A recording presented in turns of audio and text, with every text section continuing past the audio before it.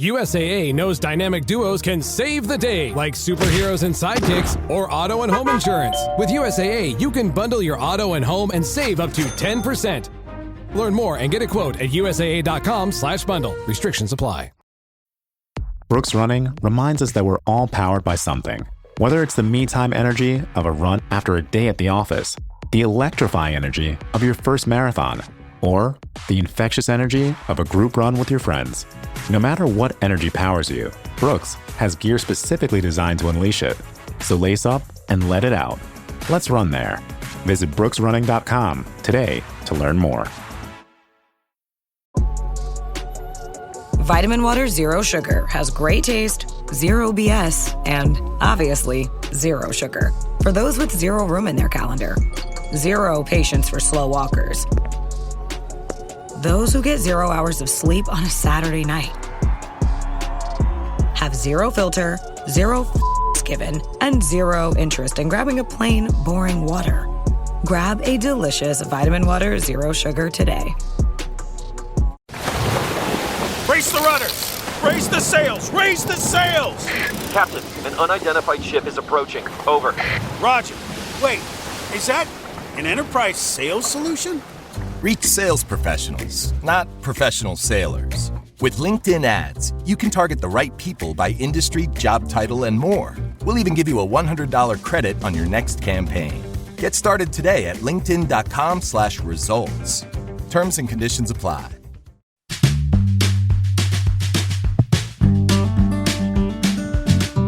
Welcome into the Tour Coach, everybody. I'm your host, Tony Ruggiero.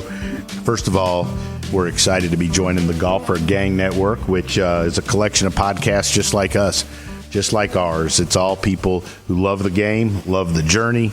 They've got some great stories to share. And here on the Tour Coach, you're going to hear a collection of conversations from the people I meet around the coaching and teaching world.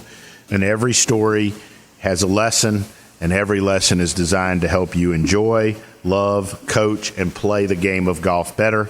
And we couldn't do that at all without the support of our sponsors, especially Mitch McConnell, Buick GMC. The folks there have been with me through it all from the very beginning, as well as Shrixon Cleveland Golf. It's been a hell of a run with those folks, coming up on almost 24, 25 years. You got Bushnell, Vineyard Vines, our newest sponsor, Epic Western. Their tequila drinks often fuel some of our late night podcasts. You need to go on epicwestern.com and just look at what they've got to offer. Order some in for yourself. But these next Tour Coach podcasts are very special to me. I did this once before. In going through the old Dew Sweeper archives, my old friend and former producer of the Dew Sweepers, Ralph Carroll, dug up some of the old series and conversations that I used to have with my longtime mentor, Hank Johnson, who was a Golf Digest Top 50, Golf Magazine Top 100. He was a PGA Teacher of the Year, and in my estimation was one of the most brilliant people I ever was around. It's no secret we had a interesting relationship, crazy up and down, but he's so responsible for everything that I do today. And this is going to be taking these old conversations from the Dew Sweepers that I had with HJ on a series he did on power, and we are going to replay those. But first, before that, Wayne Flint, who both him and I came up under HJ, we take the old radio interviews and kind of discuss them and put them in more modern day times. So super excited to deliver these power episodes with HJ, some insight into what he thought, how it's aged, how it can help your game, and how it's influenced us as teachers. And if you're a teacher or a player, this is well worth the listen. Once again, thanks to all our sponsors. Excited to be part of the Golfer Gang Network. Hope you enjoyed these podcasts. I'm excited to bring them to you. It brings back some nostalgia, but lots of good times coming up trying to learn how to coach and teach this crazy game. So stay with me. It's an exciting episode. It's going to help all of you play better here on the Tour Coach. Hi, welcome into the Tour Coach, everybody.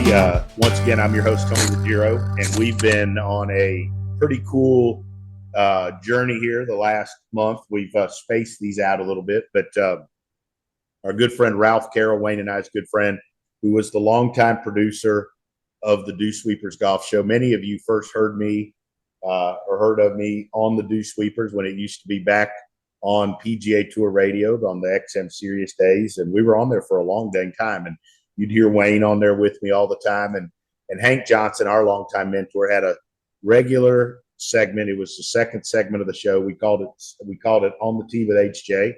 And he had a unique ability to take complicated subjects in our teaching and make them simple, easy to understand. Yeah, it used to have a saying. I know you heard this, Wayno. He'd say, golf's a real simple game. It's just real hard to do. Right? It's real hard to do. And he came up with this. And so Ralph found this old series of Power, and we're on the fourth one now. And the first two dealt with setup and pivot and how to get wound up, as he called it, loading, the elastic loading. And then the third segment, which we've just put out, had to do with the sequence out of the top and how you unwind correctly. And you and I did, I think, a nice job last time going over the drills, but also talking about a lot of you golfers have all the right pieces of the puzzle in there, but you don't let them come out in the right sequence and you don't hit good golf shots. And you'll say, well, I do turn and I do shift, or I do this, I do that, but I still hit it shitty. Well, a lot of times you got the right stuff, but not doing the right sequence. And then today he wraps it up with saving the power. And he has a point in there that he had said many times on the show, is that you want the club to go fast, but you want it to go fast last when it hits the ball, right? And you talked so well in the last episode about it. And I've heard you with a million golfers of all levels over the years talk about not trying to create the speed with the hands and arms, not being in such a hurry to get the club there. And, lag is obviously there's people that don't like that word, and I'm going to use this because it's still my favorite saying. And I know you're getting ready to laugh, but Tom Ness used to say there's three things you can't have too much of. You can't have too much money, too much lag, or too big a dick. Okay. And he said it, right? I didn't. But anyways, I still believe in teaching it. I don't think it's handle dragging. I think having that club get there last in the right sequence. And I know that there are golfers that try to release it, try to square the face. This isn't saying that they're wrong at all, because there's a lot of different ways to do it. But I still think that there's a value to teaching this and understanding it. I think HJ would say it was the misunderstanding of lag that has confused people, right? And how do you create it? You're not creating the lag by shoving the handle through. You're creating the lag in the club in a trailing position with the rotation of your body. So talk a little bit about what you heard out of this HJ segment and what the listeners can benefit from. Well, if you're going to talk about lag, you can't hold lag in the club. You have to leave lag in the club. And Hank used to talk about that to me all the time. Your hands and wrists are not physically strong enough to hold back the speed of that club head when it gets going really fast. You can't keep it from running away from you, but you can keep your body turning, and you can keep your arms laid across your chest, and you can keep them getting pulled on by your pivot. And I think Hank used to call that pivot lag, right? Yes. And he would call that pivot lag, and then that would pull your arms and your hands, like Tom Ness would say, your hands wouldn't do anything. They would just clamp on the club and hold it. And you would stay relaxed in your hands and wrists and relaxed in your arms. You can't have a lot of lag with a lot of tension. So you have to have that relaxed, but you have to have, like I said, I think I said it in the last episode, you have to have the right thing going fast. You've got to have your body turning, and you got to have your body pulling on your arms, and your arms pulling on your hands, and your hands ultimately pulling on the grip and the shaft. And then ultimately that sequence that we talk about, that will pull the club head and the club face out there, and the club will get there last. And that by the time that club head gets there, it's going so fast that your hands and wrists can't hold it back. You've got, the club will release itself at that point. And what I see most people doing is they're trying to, like I said in the other episode, they're trying to make the club head go so fast with their hands and arms, and then they sense the club head getting away from them, and then they try to hold the lag in. Well, right, it's all out of whack, and there's no way to save it at that point. And so that's why Hank was always a big component proponent, and you and I are as well, of doing slow swings and learning to deliver everything in the right sequence to the ball, and then trying to learn how to speed that up. But your pivot starts to create lag with your arms and your hands, and then your hands start to create lag with the head by pulling on the length of the shaft instead of pushing the club head out at the line and out at the ball. So, lag isn't just handle dragging. It's a whole sequence of things working correctly that creates lag and gives you the ultimate power. So a lot of times I talk to people about slowing their swing down, and the reality is their swing ends up going so much faster because they're not trying to force or push on the club head. They're pulling on it longer, which lets it load longer and stay loaded much longer. And I think Hank used to always talk about, shooting a gun. You aim the gun, you get ready, you aim the gun, then you fire the gun. You don't fire, aim, ready. I know he was talking to you, Tony, about that. That little inside joke. He used to call me fire, aim, ready. That's right. I was always fired up, ready to head, do whatever, and fire, aim, ready. So you could tell when he was making that, he was talking to me. Yeah. Oh, yeah. That was it was all about you when he was talking about that. That's for sure. Old Lee Williams will get a kick out of that one. That's right. But I think that's so important to train your hands to leave it back and to not push the club head and the club face at the ball. And I understand how beginners are trying to do it that way because heck, they're scared they're going to miss the ball, right? But as teachers, when we get beginners, we got to put their hands on there correctly. We got to teach them what correct hand and wrist function is, and then we've got to develop a pivot and start teaching them hitting little pitches and chips and little bigger shots, and teach them what that is, to where they can then develop a pivot that can add some speed and put some force out into the ball. And I still think I think of all the people I interviewed in the course of especially the radio show, right?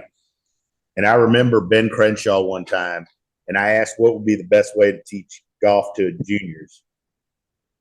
And he said, from the green backwards, right?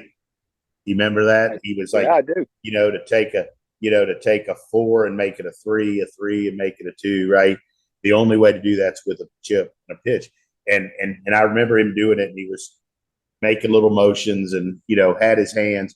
And I remember one time at the Country Club of Mobile, we had Tom Ness down. You were there.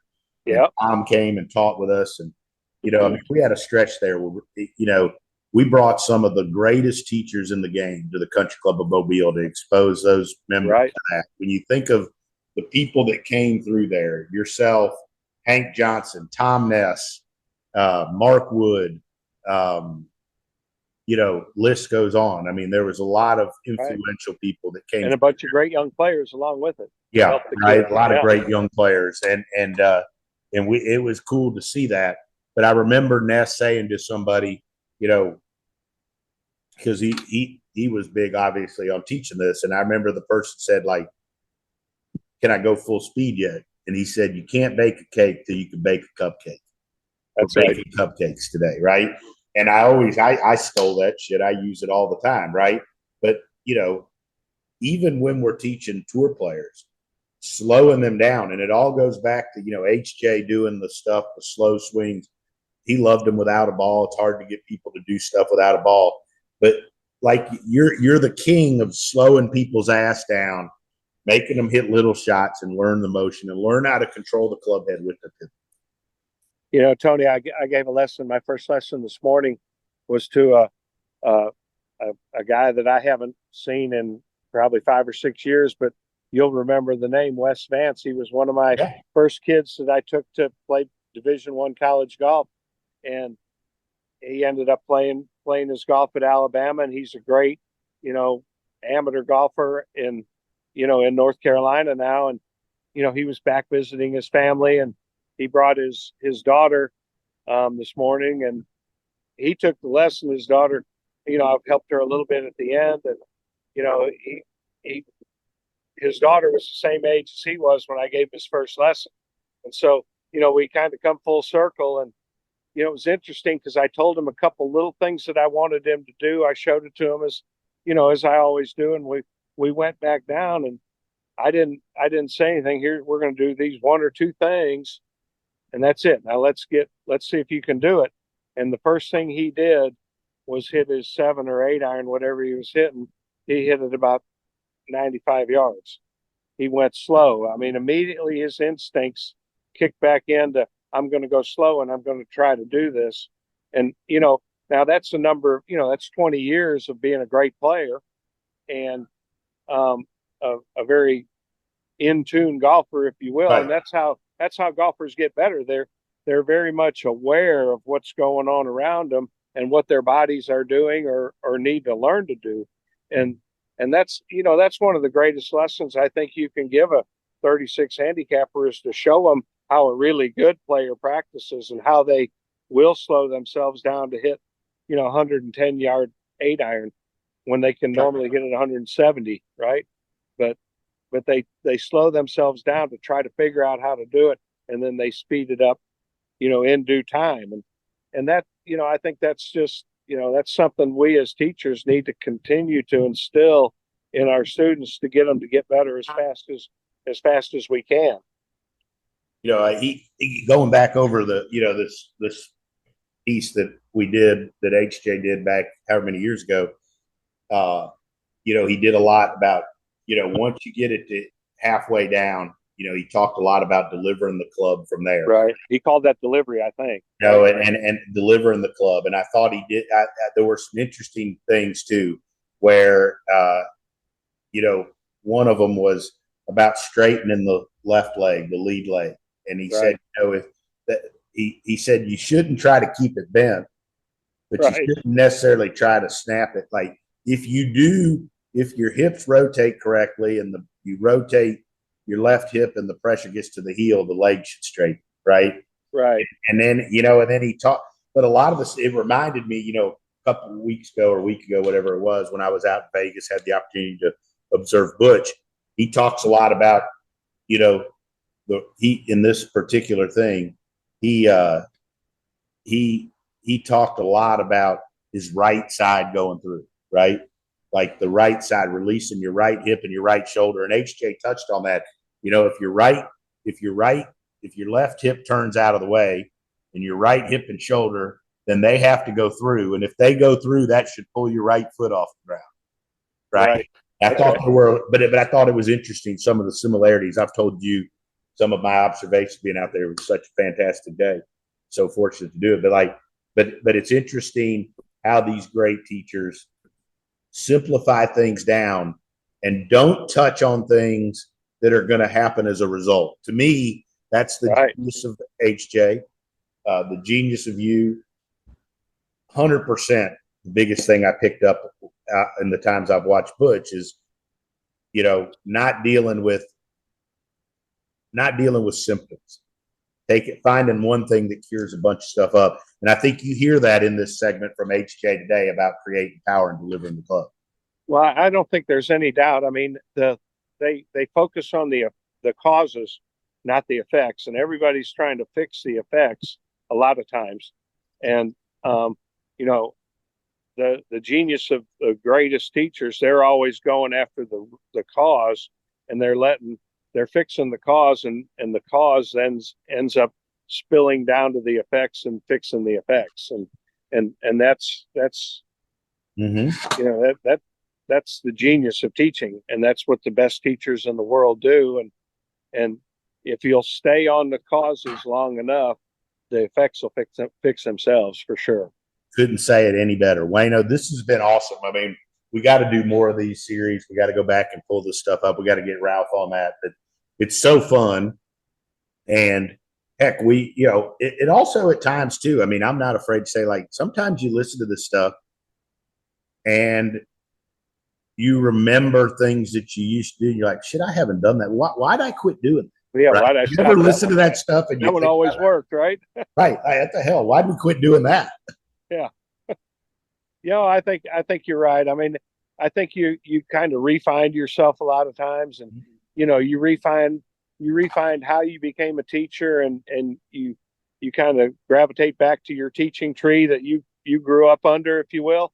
And, you get a little bit more recommitted to things that, you think are really important and that, like, we laugh, but that do work. I mean, why do we ever jump off of something that we know works to try something that we think might work? I mean, so I love doing the segments with you where we look back at some of the old days and remember some of the stories. Are tons of fun. Obviously, we had a bunch of great times, but to refocus and recommit and, kind of reevaluate what you're doing in your teaching, your day-to-day teaching, because it's easy to get sidetracked, trying to help people, because, we get out there and you're trying everything you can to get people to do better because we want to see our students succeed, right?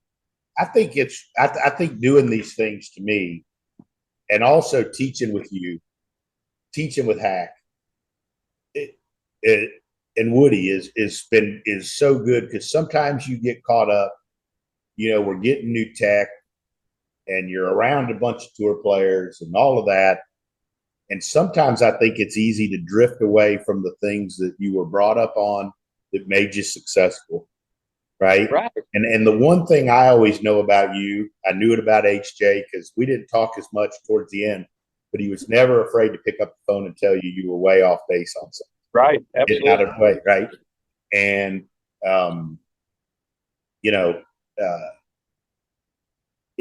it's just like, it's good. I know if I got way out of whack on something I was doing, teaching, I know you would have no problem calling me going, hey, you're right. Yeah. I mean, well, HJ used to say, if you said something, he would kind of pull you aside. He'd say, is that what you really believe? Yeah. You were painted into a corner at that point, right? So now it was time to try to explain yourself, and he would constantly make you think, wouldn't he? I remember he did that to me one time. Answer. He always made us think. He did that one time, said to me, is that what you really think? And I go, well, yeah, I mean, H, what do you think about it? He goes, I didn't ask what I think about it. I already know what I think about it. Yeah, he would never give you the answer, but he darn sure make you think. That's for sure. Yeah, right. And again, it goes also to the point that, we've said this a million times to a lot of these young, but like, he would always say to me, quit trying to memorize the answers to the test questions. And I've got that written down. I talk about it all the time. And I try to never get too far away from that, because you told me that as well. And that is like, when you get where you're just trying to memorize, and that's my whole deal with like these tests everybody just puts everybody through. Like, you can't memorize how to make a person better. That's right. Right? It comes from experience, man. And he also used to say, can't get 10 years of experience in one day, less than 10 years. Right. That's exactly right. And those two things, I think, are the biggest things I've learned from both of you. And that is always trying to get better. Don't get away from the things that have made you successful in your upbringing. That's made a lot of people better. And, just you're trying to help the person. I think that was the thing I got from him and from you. And especially with Butch, was like, you're just trying to help that one person in front of you. That's every time that person's sitting in front of you. That's right. And you may tell one person to release it because he's handle dragging. You may tell the next person to try to handle drag, right? Because they're try to lag it more. That's right. Whatever. Right. So I think those are the keys. So it's been a great series, because I think points out why he was great, why the information is great. We still use it. Awesome. And like you said too, it's just been fun as hell. The stories when we talk and prep, going over this, all the fun and all the stories, and we've had a good time. So Wayno, thanks again as always for sitting in. Thank you, Tony. Everybody, you're about to listen to the last episode of the Power Series, in which we go back over the old HJ segments from the PGA Tour Radio that I did on Dew Sweepers. And again, we're going to put some stuff up on Dew Sweeper TV on YouTube. Mind everybody to check it out. Lots of great info. You'll see a bunch of stuff from Wayne and all of us on there. So, Wayno, appreciate you sitting in. Everybody stay tuned for the last part of the HJ Power Series here on the Tour Coach. Hey, it's Paris. You know, I love sparkly things, right? Like stars. Duh. And thanks to Hilton and Auto Camp, I just slept under them. Picture me serving looks by the fire outside my luxurious Airstream, making s'mores with the kids, while a national park is our backdrop. The great outdoors meets Hilton hospitality. That's hot. Explore all the new ways to stay at Hilton.com. Hilton for the stay. This episode is brought to you by Netflix. Becoming the most valuable sports franchise in the world doesn't happen without risk. A man who's willing to bet it all, and the players ready to make their own luck. America's Team, The Gambler and His Cowboys, is the story of the 1990s Dallas Cowboys and Jerry Jones's impact on NFL history. Featuring interviews with iconic 90s players and more. Watch America's Team, The Gambler and His Cowboys, August 19th, only on Netflix. You're tuned into Auto Intelligence, live from Auto Trader, where data, tools, and your preferences sync to make your car shopping smooth. They're searching inventory. Oh, yeah. They find what you need. They're gonna find and it. You can make a budget for your wallet to help you succeed. Pricing's precise and true. So true. It's smarter car shopping. Ooh. Just for you. Oh, it's just for you. Ooh. Find your next ride at autotrader.com. Powered by Auto Intelligence. With the Walmart app, you can squeeze in those final days of summer and nail that back-to-school shopping list. So keep working on that tan and let Walmart Express Delivery handle the rest. Chromebooks, Clorox wipes, Sharpies, glue sticks, pens, pencils, and more. All delivered in as fast as an hour. So pour yourself another iced tea. Summer's not over. Last-minute back-to-school supplies delivered fast. The Walmart you thought you knew is now new. Subject to availability. Fees and restrictions apply. Welcome back into the Dew Sweepers, everybody. It's a segment I know a lot of Dew Sweepers out there have been anticipating. It's the fourth and the final segment about power, how to load more power in your golf game, give you more power off the tee. Hank, thanks so much for coming on. I know everybody's looking for this final segment, which is going to deal with releasing the power. Tony, this has been fun to do, and it's a complicated issue, and I'm trying to keep it as simple as I can, but got a lot of different parts of your body doing their assignments at the same time. And it all boils down to making the proper movements in the proper sequence. And I think probably the biggest difference between the really great players and average players is the sequence with which they make their forward swing. A lot of average players have the right movements in their forward swing. They're just not in the right order. So that's kind of what we're going to talk about in this segment. Now, we started by explaining that you had to have a really solid setup to create a good wind-up. And the wind-up of your body and your arms creates torque or coil or elastic loading in the big muscles of your body. So you got that wind-up accomplished by the time you get to the top of your backswing, and then you have to release it in the proper order. And we talked about there being two critical movements to go from the top of the backswing down to where you really release the energy that you've created in the backswing. And those two movements are a reestablishment of the left knee position right where it was at address, right over the left foot. And you have to do that without any unwinding of the shoulders so that you maintain that coil in the center part of your body. And at the same time, you bring your right elbow down and put it back in front of your right hip where it was at address without any uncocking of your wrist or unturning of your arms and hands. Now you've got all the angles in your arms and hands loaded, and you've got your pivot still loaded because your hips are pulling your shoulders. I think you've used a good bit on the show the term lag. Hips going in front of the shoulders is pivot lag, and all those angles stay in place until you're ready to release them would be lag in the accumulators that actually create the power. But in any event, when you get to that delivery position where you're now ready to release that power, the things that happen from delivery to the finish of the swing is the left hip continues to turn back over the left heel, and that straightens the left knee. That creates the post around which you want to make your forward swing rotation. So you're making your forward swing pivot around your front leg and not your back leg. The hip rotation powers the rotation of the shoulders through the ball to the finish. Your hips have to pull your shoulders to the finish of the swing to maintain that stretch and elastic loading in your trunk as long as you can. And as this rotation occurs, the hands are allowed to move away from the right shoulder, and when they do, the right elbow can straighten, and when the right elbow straightens, the wrist uncock and roll to the finish. So it all is driven by the pivot, the left hip turning back over the left heel to initiate the release of power, and then everything else just follows along. Now, if you do it correctly, you're going to finish in a balanced position with your trunk over your front leg.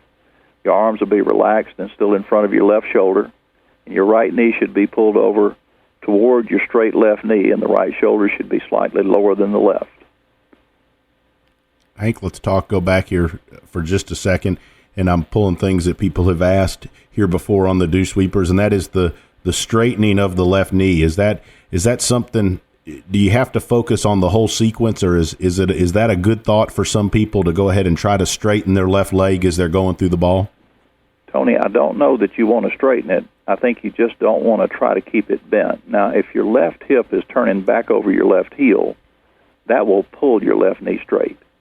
And it's better to let the hip rotation pull it straight than to try to snap it straight. Really, the same would be true on the right side of your body. I have a lot of people ask me, well, what about your right foot? Does it need to stay on the ground? Does it need to come up? When does it come up? How does it come up? If your left hip is turning back, then your right hip is going to be turning through, and the rotation of your right hip through the ball actually pulls your right foot in and up so that the right foot is reacting to the rotation of your hips. It's not pushing. And a lot of times if a person is trying to push too hard with their right foot, that's the reason they can't get off their right side. You can't push with your foot unless you're standing on it. But if you let the hip rotation straighten your left leg and pull your right foot in and up off the ground so that your knees come together, that's the proper sequence, I believe, of the motion of the lower body. You know, as we look back over these past segments and even go into segments before, Hank, the one thing that I always hear is that we keep talking about pushing rather than pulling. And if you don't have a good pivot motion and you don't start with the very first segment that you did here on power, you can't go to the end and get there. You have to build this whole thing like a building block process. Well, that's true. And, muscles pull, they don't push. You don't have any muscle in your body that actually pushes. So their function is to pull, and so I believe, and I think you agree, that the motion of a golf stroke is a pulling motion from in front of the club. And that's why it's so important to get this sequence correct, so that your pivot is pulling your arms are pulling the club shaft, and the club shaft is pulling the club head, so it gets there last. Hank, we've talked in pretty much every segment that we've done, and especially here in these power segments, about things that people can do either in slow motion or away from the golf ball, things that they can do at home on the practice tee to help them learn the sequence and learn how to do this better. What are some of your thoughts that somebody going to the golf course or somebody that's going to read this on the internet, what are some ways they can practice this at home? Well, going on the golf course and thinking about any of this stuff is going to make players worse rather than better. So don't do that. You can't think fast enough to consciously control this stuff during a swing at a ball if the shot matters. You have to learn it in slow motion and build it into a habit so that it happens without you having to think about it. So I'm gonna put in our disclaimer.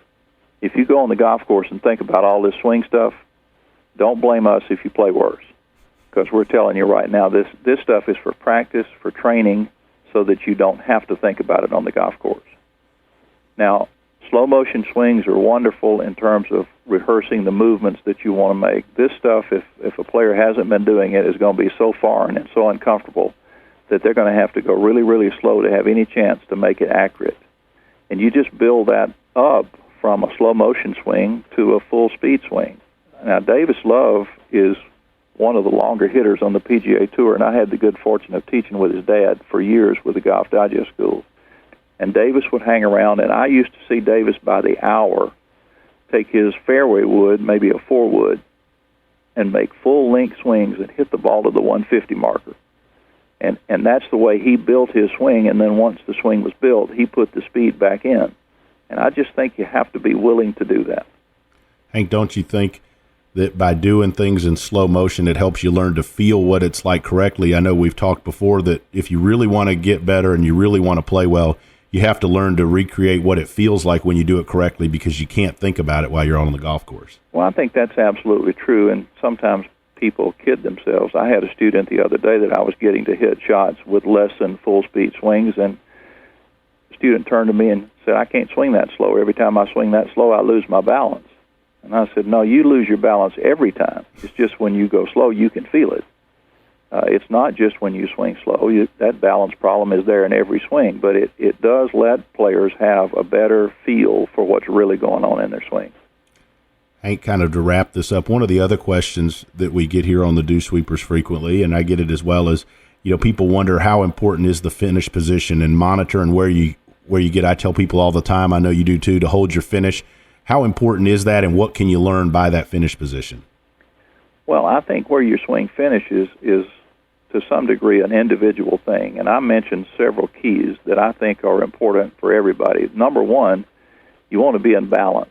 I said early on that one of the jobs in your golf swing is to swing at something near your feet at close to 100 miles an hour if you're as good as the tour players without falling down.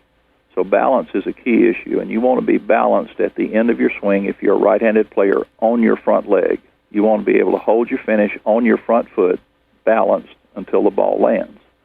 So that's a good objective for your finish. Now, the other thing you want is a complete rotation of your body, and for most people, if their hips are fully rotated, their knees will be pretty close together. Most really good players can get their right knee to come all the way over and touch their left knee. So that's another good key. And to stay in your posture, there would still be a little bit of tilt in your shoulders at the end of the swing. Your right shoulder would be a little bit lower than your left. If they get up too level, then the club has a tendency to come from outside the line. So you want a little angle across your shoulders. And if you have a good full body rotation and the flexibility to do it, your right shoulder should actually be a little bit closer to the target than your left. So right shoulder through and a little lower than your left. As far as where the arms and the club go, I like them relaxed and still pretty much in front of the chest. I don't like for the left arm to go way around behind the left shoulder. First of all, it doesn't add anything to your swing, and secondly, it exposes you to the risk of injury. So just leave your left arm relaxed and kind of in front of your left shoulder and let it go around to the left with your turn. And it sounds complicated, and I wish there were a way to make it more simple. Sometimes if you take a complicated subject like the sequence of the swing that creates power and try to simplify it, you just make it incomplete. And so I've tried to cover all the points as simply as it's possible to do that, or at least for me to do it, and I hope it helps everybody.